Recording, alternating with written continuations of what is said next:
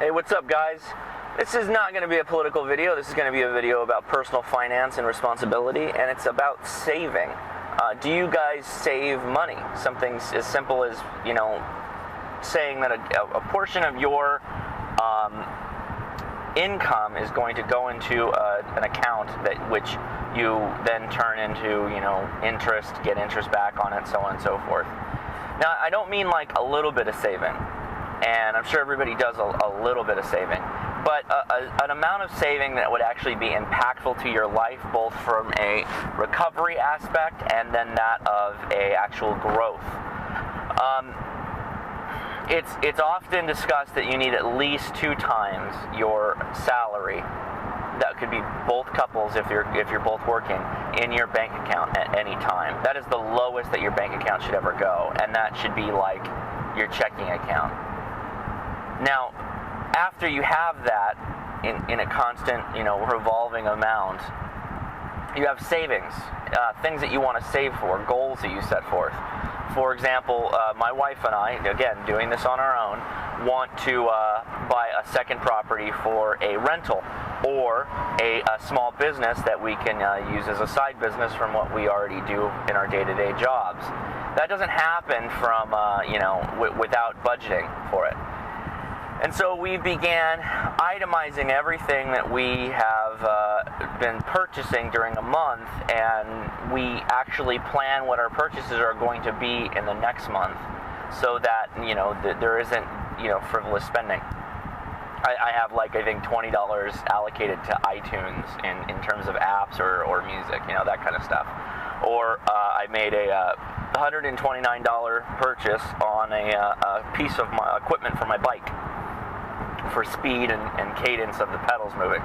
But that was it. That was all I spent pretty much, aside from some other necessities during this last month or this current month.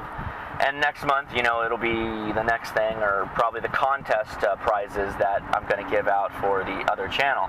But there isn't anything that really jumps out and surprises us, and because of that, there is money always left over that goes into the bank account, which is a good thing. So, human nature kind of has a way of helping you forget when you had spent money on things in the past, even if it was the day before. And so having little reminders, I know my wife uses something called Mint, an application, MINT, Mint, that allows you to keep track of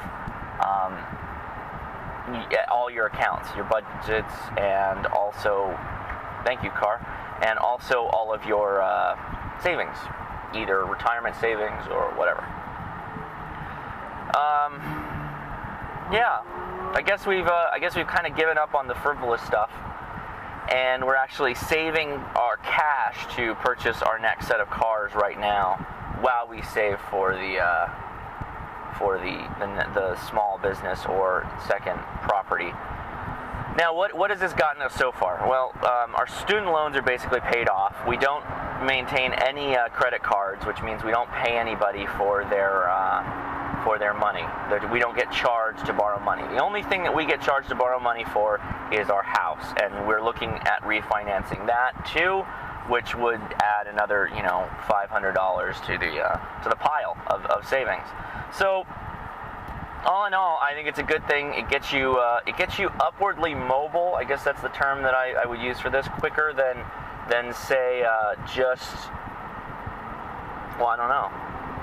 I think it's the only way to get upwardly mobile, unless you're going to go, unless you have a great idea for a product and you take it to a company and the company shoots you down, blah blah blah. I think it's a great way to get upwardly mobile and start building, an actual legacy, I guess, which is kind of what some of us want to do. Leave something for our kids, leave something for our family. That's kind of important. Anyway, I hope this isn't too boring. All right, take it easy, guys.